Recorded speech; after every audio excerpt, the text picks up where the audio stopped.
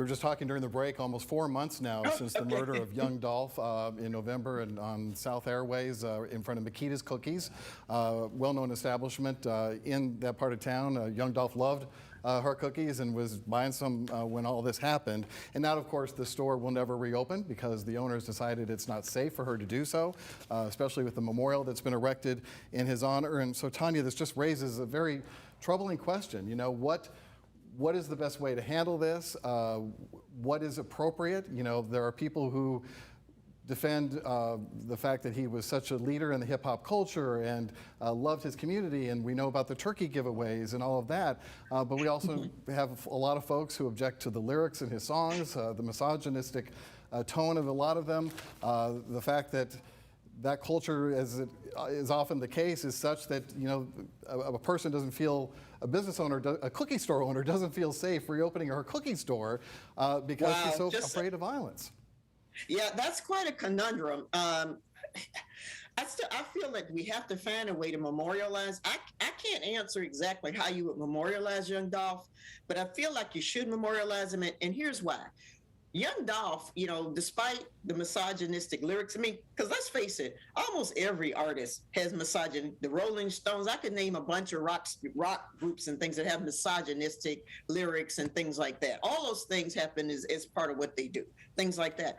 But Young Dolph's contribution to the community was that people knew him and they felt him. He'd go up to schools and give money to people who needed it. He found himself as a black guy, you know, despite how you might feel about his particular art or whatever, he was in a situation where he could help the community that meant a lot to him. So that's how everybody, regardless of what I may think, that's how the people who leaving those memorials to him and those teddy bears, that's how they remember him, as somebody who saw them and who related to them, you know. And that's the thing, we can't take that away from them. We can't go and tell them, you know, don't remember this guy and let's not honor this guy and glorify him because of that part of his art. You know, I think that would be unfair to the community. But what I think it speaks to is a larger issue. And for me, that larger issue is that if we have communities that are idolizing rappers and people who manage to, you know, make money and get wealthy by doing things that may be unsavory to a lot of us, that begs the whole question of what's happened to the role models in those communities that you might want people to like and respect. And my short answer to that is, a lot of them don't live around those communities anymore. Those people who Young Dolph went and gave money to, the people in those communities, are people who feel alienated from everybody else. They feel like everybody's forgotten about them and the struggles they go through with the poverty, trying to work 2 or 3 jobs. So it's like, you know, we may not see Young Dolph, but Young Dolph saw these people who want to memorialize him. It's a conundrum as to whether or not where the cookie store can open, and it's sad. I don't know how to address that. You know, the death threats, people are probably paranoid and upset because every time you take something away from somebody like that, they figure it's a conspiracy. You know, they already feel like the whole society is against them. So this is one person who is trying to help them that somebody, you know, powers that be didn't want to help them. So you have all that confusion tied into that. I perfectly understand her decision not to reopen, but however you do it, you have to find a way to memorialize him, not necessarily for his art, but for what he meant to the people who feel like they didn't have another voice besides him. Well, you raised some very good points. So, Susan, we know that we've already named a street after him. The city council did that just several weeks after his death. What other options are there that might be appropriate in your mind?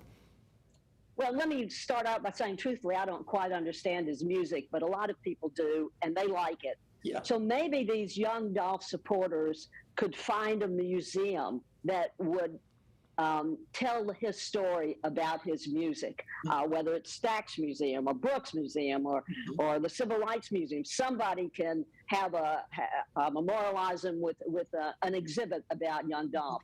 But while we're at it, there have been a lot of Memphis rappers that have been killed. What about the rapper Snooty Wild, who was shot and killed in Houston about 10 days ago? I mean, should we do something for him too?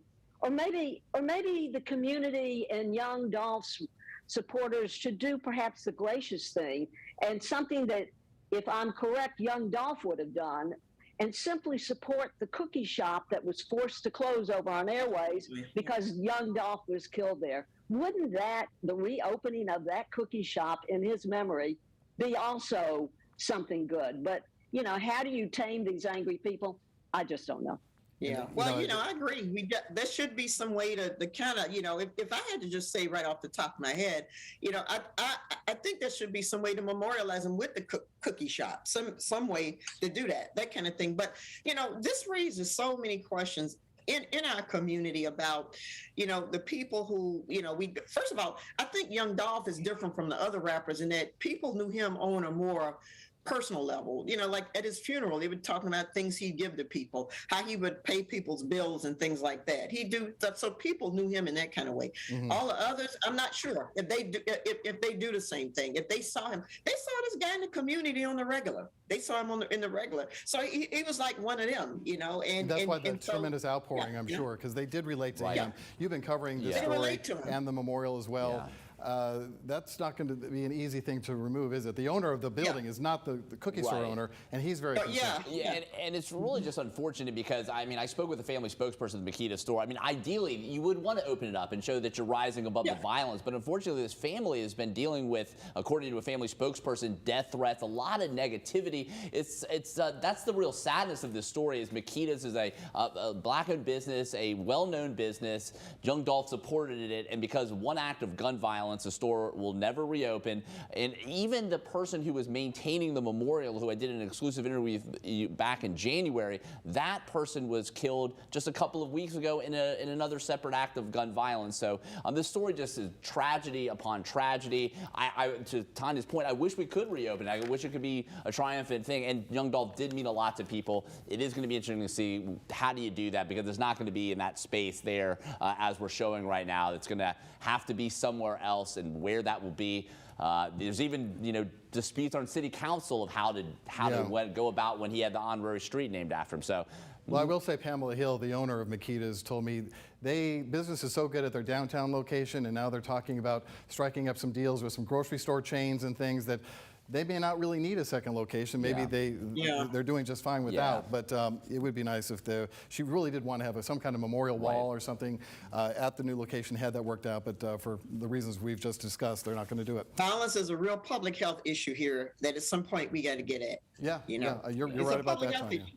No doubt, no doubt. All right, well, we'll take a break. When we come back, we're going to talk about some movement with the Election Commission. There's a new commissioner, and there's some controversy about what the commission has been doing lately. We'll be right back.